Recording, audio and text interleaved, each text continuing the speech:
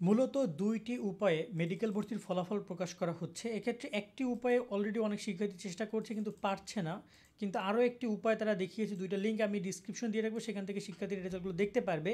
মূলত আমি যদি জানি যে ১৯ জানুয়ারি ইতিমধ্যে রেজাল্ট প্রকাশ করেছে, অনেক শিক্ষার্থী রেজাল্ট দেখতে পারছে না। ইতিমধ্যে কিন্তু রেজাল্টের আমরা অনেক তথ্য জেনেছি যে পাশের হার প্রায় ৭৬%, ৪৫% পাশের হার এবং প্রায় ৫,৩৭২ জন শিক্ষার্থী ইতিমধ্যে প্রাথমিকভাবে নির্বাচিত হয়েছে। যেখানে পাশের হারে এগিয়ে মেয়েরা প্রায় ৬০,০০০ শিক্ষার্থী এবছর পরীক্ষায় পাশ করেছে, মানে অনেক তথ্য আমরা জানছি। তো এখনও অনেক শিক্ষার্থী বুঝতেছে না রেজাল্ট কীভাবে দেখতে পারবে। মূলত এই লিঙ্কটা একটু পরে সচল হবে। ও মাই গড, সচল হয়ে গেছে। তো আমি লাইভে আমার একটা ছোটো বোনের রেজাল্টটা দেখছি, দেখা যাক চান্স পেয়েছে কিনা।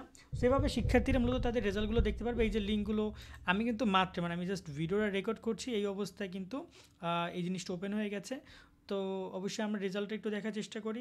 4-3 এখানে আমাদের রোল নাম্বারটা লিখে দিতে হবে, যে রোল নাম্বারটা এডমিট কার্ডে রয়েছে। দেন আমি এন্টার ক্লিক করব, দেন রেজাল্টটা চলে আসবে। পাস্ট হয়েছে, ওকে, রেজাল্টটা চলে এসেছে। এই যে রেজাল্ট চলে এসেছে, এভাবে শিক্ষার্থীরা রেজাল্টগুলো দেখে নিতে পারবে। ওকে, তো এই হচ্ছে গিয়ে সম্পূর্ণ রেজাল্টের বিষয়গুলো। আর যদি নতুন কোনো তথ্য আসে আমরা জানানোর চেষ্টা করবো। এবং আমি কিন্তু রেজাল্ট অলরেডি দেখিয়ে দিলাম। ওকে, সো এখান থেকে রেজাল্ট দেখে যাবে। তাছাড়া এই যে একটা ওয়েবসাইট রয়েছে স্বাস্থ্য অধিদপ্তরের পোর্টাল, এখানেও রেজাল্টটা তারা প্রকাশ করে দেবে। এই যে ফলাফল প্রকাশ, অলরেডি ফলাফল প্রকাশের নোটিশ প্রকাশ হয়েছে, তারা চাইলে এখান থেকেও দেখতে পাবে। আমি লিঙ্ক দুটো ডিসক্রিপশনে দিয়ে রাখবো। আল্লাহ হাফেজ।